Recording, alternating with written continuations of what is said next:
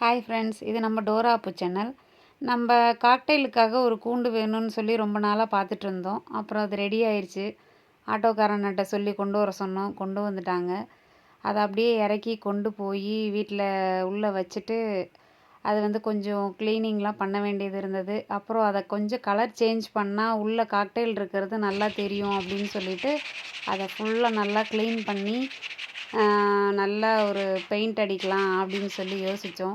அப்புறம் நல்லா அதை க்ளீன் பண்ணி முடித்த பின்னாடி நல்லா பிளாக் கலரில் ஒரு பெயிண்ட் அடிக்கலாம் அப்படின்னு சொல்லி ஐடியா பண்ணி அதை நல்லா சுத்தமாக க்ளீன் பண்ணிட்டு தான் அடிக்கணும் அப்படின்னு சொல்லிட்டு க்ளீன் பண்ணிவிட்டு பிளாக் கலர் பெயிண்ட் எடுத்து அடித்து விட்டோம். கூண்டே வேறு லெவலில் இருந்துச்சு பார்க்குறக்கு. இதுக்குள்ளே விட்டோம்னா காக்டெயில் சும்மா பளிச்சுன்னு தெரியும் அப்படின்னு சொல்லி ரொம்ப சந்தோஷமாக இருந்தது.